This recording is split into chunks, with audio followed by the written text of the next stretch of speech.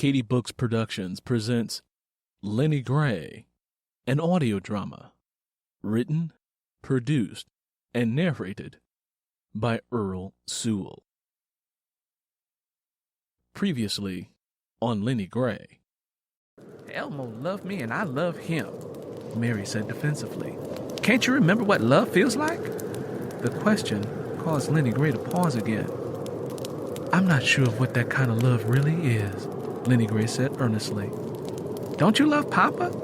Wasn't y'all in love before marriage? You listen to me good. You're going to stop all of this crazy talk here. You're going to stop going and sneaking around to see Elmo, and you're going to... Going to what, Mama? Work in the field the rest of my life until I'm old and can't stand up straight?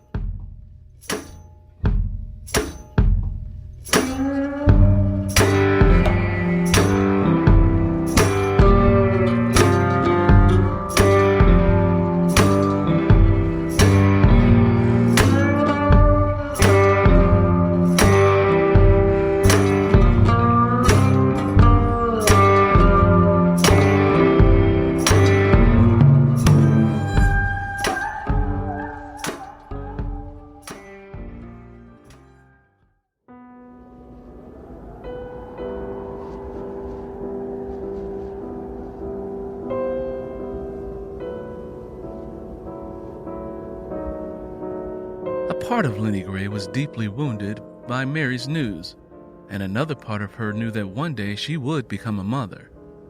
As Lennie Gray mulled over the multitudes of thoughts passing through her mind, the part that bothered her the most was the fact that she did not know what Mary had been secretly doing. How did all this stuff with you and Elmo start? Lennie Gray asked after a moment. In Sunday school, Mary answered. Go on, tell it, Lennie Gray said, pushing her to reveal everything that she didn't know about. It started with me helping him to read the words in the Bible that he didn't know how to say right. Got to the point where he come to depend on me. I kind of liked that, having a God-fearing man needing my help and showing interest in me. Sounds like he was studying more than the Bible, Lennie Gray remarked mockingly. Okay, so he was studying me a lot, and I liked it. He made me feel special and like God meant for us to be with one another. Besides, Mama, he ain't no field worker. Mary defended her actions and was justifying her situation. I'm not sure how Curly is going to take all of this business you done went and got yourself twisted up in. Lennie Gray stood up and boiled more water to make tea. It really don't matter to me. Daddy don't like me much anyhow. I know how to think for myself, and he don't like that. He don't like it when a girl speaks her mind. Once I go live with Elmo, he won't have to look at me anymore and be upset because I'm not the daughter he wanted me to turn out to be. Mary spoke from a bruised place in her heart. Your daddy does care about you, and he loves you. How can you say such a thing? Lennie Gray defended Curly. No, he don't, Mama. He don't talk to me. All he do is shout at me when I don't do something to his liking. When I try to explain what I'm doing, he gets mad. He never notices or says anything when I do something right. Most of the time he looks at me like he hates me. He treats me like I'm the enemy, Mama. He has a hard time showing exactly how much he cares is all. But I done come to learn that under all of his mean and hard ways, Curly's got a big heart. He just got big emotions inside of him, and they're so big that when he tries to control them and push him down, he has a tough time doing it. His emotions are like a bear that he tries to keep locked up in a trash can, and sometimes that bear just comes out in explosive ways. Mama, he has a bad temper, crazy mood swings, and drinks too much. Mary held on to her words and the painful truth they carried with them. She swallowed hard and felt as if she had a knot in her belly. I remember when I was a little girl, how he hit you, especially after he had been drinking. When the boys were little, I would hug them and cover their ears against my chest so they wouldn't have to hear you crying, Mama. We wasn't always asleep when he did it, Mama. It wasn't like he was quiet when he hit you. Even when you tried not to cry, we heard it, Mama. I bet you didn't even know that I had to take Bud and Willie outside until he finished. We would wait out back. It got to the point that he was doing it so much that I told Grandma Ida about it. She told me to come over there when that sort of thing happens. She told me that was how a man and woman got along. Lennie Gray's heart tightened. It felt as if Mary had reached inside of her chest and began squeezing it to the point of it exploding in her hand. You talking out of your head and think you saw stuff that ain't happened. Lennie Gray became defensive and denied Mary verification of the truth. Mama, Mary whispered, and waited for a long moment to pull up the courage to ask a question and receive an answer to what was burning in her heart. how long do I let Elmo beat me until I tell him to stop? Lennie Gray felt lightheaded and as if the room was spinning. Mary looked into her mother's eyes and saw how the question had dazed her.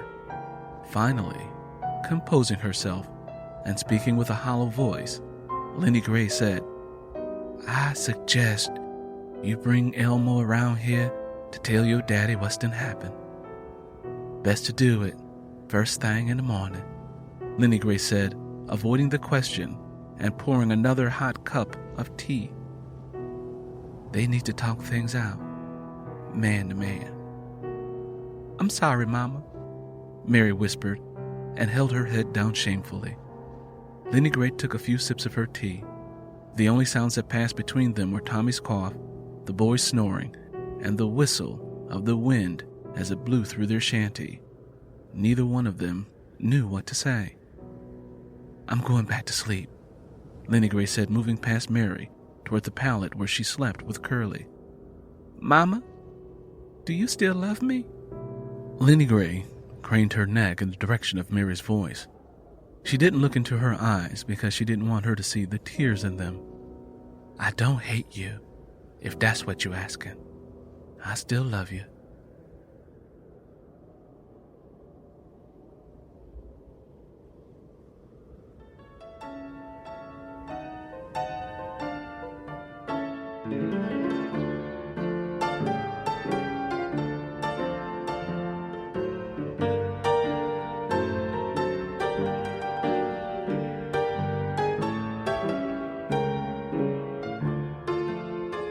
Lennie Gray couldn't sleep. She remained awake all night, and when daylight began to brighten the sky, she got up. She took a peek outside and saw that it had begun to snow. She cupped her hands and blew warm breath into them for heat. She looked over at where Mary slept and saw that she wasn't there. Bud woke up and was making his way over to the corner to use the privy pot. "When you finish, wake up Willie, and y'all go get some wood to get a fire started," Lennie Gray said. Okay," Bud answered groggily. Lennie Gray moved around the kitchen area to prepare breakfast. She was thankful that they had made enough money to keep cornmeal, flour, and sugar in the house. Mary and one of her friends had also found a blackberry tree a while back. They picked all of the blackberries and brought them back. Lennie Gray had preserved them in as many jars as she could find. Make Tommy a hot toddy." Curly carried Tommy in one arm and Minnie in the other. He sat them both down at the table. "He got a bad cold jiggling around his chest. We probably need to keep him from sleeping on the same pallet as Minnie so she don't catch what he got," Curly said, and then looked around. "Where Bud and Willie? They need to go and get some wood to get a fire started so things can get warmed up around here." "That's where they at, Curly. They'll be back after a short while." Lennie Gray placed the back of her hand against Tommy's forehead. "You still ain't feeling too good, is you?" Lennie Gray asked Tommy. "My throat hurt. Feel like I swallowed rocks," Tommy whispered as he touched his throat. "Make sure you mix that toddy strong for him," Curly said, then rubbed Tommy's head. "He's a strong boy. That toddy'll make those rocks in your throat go away." "We back with the wood," Willie announced as he and Bud walked through the door. "Where's Mary at?" Curly looked around for her. although he didn't say it. He was always worried about the safety of his children. He knew that anything could happen at any time. The Klan, the sheriff, or anybody could bring harm to them if he didn't keep a close eye on them. She coming down the road with the Bible study teacher who needs help reading the good book. Bud, as usual, told all that he knew. What, who? Curly asked again. Look down the road. She coming with Mr. Elmo, and they is in the wagon holding hands. Bud snickered. What? Curly's voice boomed. Both Bud and Willie quietly moved out of the path of Curly and went about the business of getting the fire started. Curly stepped out and saw Mary and Elmo approaching slowly. Lennie? He called out to her over his shoulder. Lennie came up behind him and stood in the doorway. What you make of that there? Curly asked, pointing toward Elmo and Mary. I ain't got nothing to say about it. Whatever it is, it looks like they aims to tell it, Lennie Gray remarked, placing her hands in the pockets of her apron. Morning, Mr. Curly, Miss Lennie, Elmo said, tipping his hat. He was a stout man with deep-set eyes and yellow teeth. Elmo? Curly greeted him with a stern, low voice. His eyes played tennis between Elmo and Mary as he tried to figure out what was going on. Mary, get in the house, Curly ordered her, but Mary didn't move. She was standing up to her father and his abrasive ways. She was free and wasn't going back. She had gotten out. I'm here with Elmo, and he got something to tell you. Mary's heart was full of courage, but her voice trembled. Is that right? Curly stared at Elmo. I bought you something, Mr. Curly. Elmo removed a flask from his jacket pocket filled with moonshine and offered it to Curly. The thought of liquor called out to Curly like a demon summoning its favorite pet. Curly's mouth felt dry and in need of moistening. He was obedient to the master who had called for him. I never thought a church man did much drinking. Well, there's plenty of drinking in the Bible. So if it's okay to drink in the Bible, I don't see why it ain't okay for men like us to have a little Thunderbird when the mood hits. Curly smirked and unscrewed the cap. He took a sniff and then gulped it down. Oh, that's got a kick to it. Curly growled as the liquor set fire to his throat. Made it myself and drink it all the time, Elmo said. Tell him. Mary wanted Elmo to stop stalling. Curly needed to know everything before he got drunk. Mind if I talk to you about something, Mr. Curly? Elmo asked with a slow and steady voice. Look like you're trying to ask about courting my firstborn, Curly said as he tucked away the alcohol in his pocket. I'd say we're a season or two further along than courting, Mr. Curly, Elmo admitted as he readjusted his hat. What do you mean, boy? Well, Mr. Curly, I aim to marry your daughter, Elmo announced. Mary looped her arm through Elmo's elbow to show her love for him and connection to him. I come to ask for your blessing. Elmo, this is the first time I done heard about you being interested in my baby. And you was telling me right off that you want to marry her. Something ain't adding up. Well, sir, no disrespect, but Mary here is a full-grown woman now. She's 17, and, well, just like all things in nature, her season to make her own choices and ways didn't come, Elmo pointed out. How old is you, Elmo? Curly asked. Just turned 27 last month, Elmo said. Curly looked at Elmo and back at Mary. Mary needs to stay around here to help out in the field. I got a growing family and needs all the help I can get, Curly said to Elmo. Well, Mr. Curly, you see, I got a family growing too. Mary carrying my generations, and we're going to get married with or without your blessing. Elmo didn't back down like Curly anticipated he would. Mary was proud of him for holding his own. You done went and spot my firstborn out of wedlock? What kind of goddamn churchman is you? Ought to shoot your black-ass cemetery dead. Curly's temper ignited. Well, sir? The strength of Elmo's voice was starting to show signs of weakening. I know news like this isn't exactly easy, but you hearing this shit, Lenny? A God-fearing man that got our firstborn in a motherly way outside of goddamn marriage. Curly's voice rose to a level loud enough to wake the dead. I heard, Lennie Gray answered. I aims to make a good woman out of her. I'm going to give her and the baby my last name. I got a farm with a little patch of land that my daddy left me. I got a sow that's about to give birth, a good mule, and this here wagon. I got plenty of seeds to grow crop, and I gets a little money from the church for teaching Bible school. I ain't going to have no trouble feeding Mary and the baby at all. I'm in love with Elmo, Daddy. Mary finally spoke up. Curly scratched behind his ear and tried to organize his thoughts. Mary was always the troublemaker, and having her gone would be hard on the family because she wouldn't be able to help out. But it would also give Curly a little bit of peace.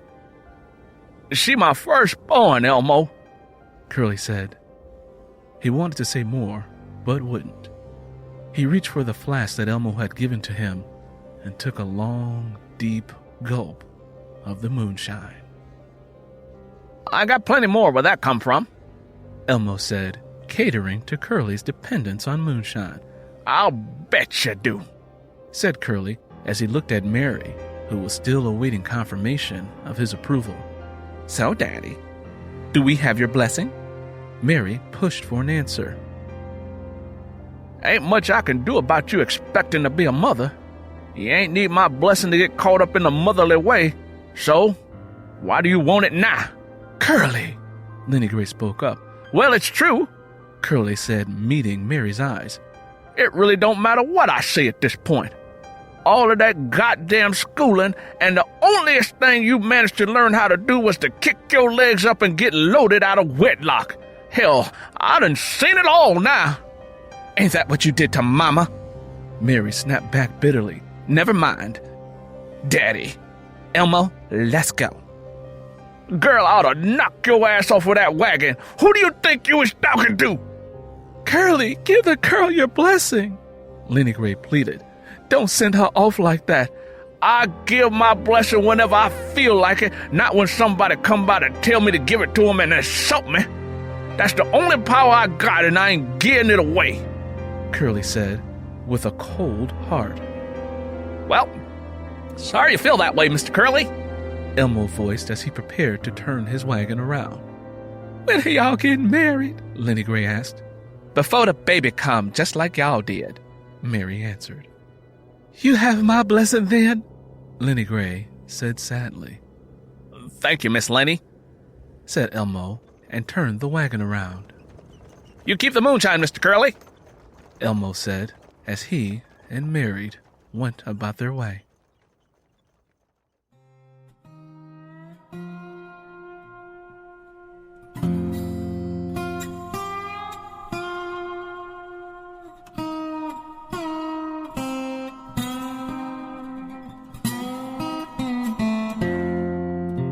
The following spring, Lennie Gray and her family were out in the field working.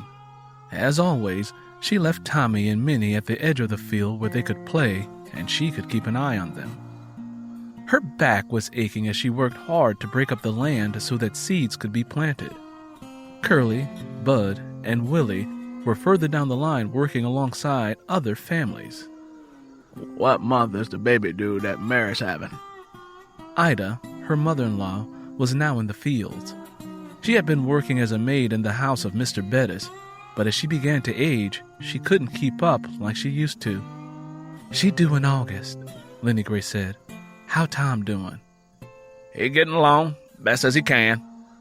I think he's getting what my mama called a hardening of the arteries. He gets tired real quick. He can hardly walk 5 minutes before he had to sit down and catch his breath. Speaking of that, where Tommy at? She asked. Lennie Gray looked in the direction where her children were. She could see Minnie squatting down. Over there playing with Minnie." She continued to work. Lennie Gray worked hard for several hours. She worked so hard that her hands began to blister. She tore pieces of fabric from the hem of her dress and wrapped it around her hands. She wiped her brow and then continued to work. After several more hours, she felt something tugging at her dress. She turned, looked down, and saw that Minnie had wandered over to her. "Tommy, come get Minnie," Lennie Gray called to her son, but didn't get an answer. She rose up and looked for him. "Tommy?" She called and searched for him again. "Maybe he done went to the bathroom," Ida said. "Nah, that ain't like Tommy to go without asking. He's still sickly and—" Lennie Gray stopped talking. An eerie feeling kicked her in the gut. "Hold on to Minnie for me, Ida," Lennie Gray said faintly and moved towards the edge of the field hastily. As she got closer, she could see Tommy's frail body laying on the ground. "Tommy?" Lennie Gray called out his name. When he didn't answer, she moved quicker. He was laying on his back. His eyes were shut, and his mouth was agape. "Tommy!" Lennie Gray got on the ground and embraced his lifeless body. She shook him in an attempt to wake him, but he was unresponsive. She looked at him, and with her thumb and first finger, pushed open his left eyelid. His eye was lifeless. It was just a small brown circle of emptiness. She opened up the other eyelid, and it wasn't there. It had rolled up into his skull.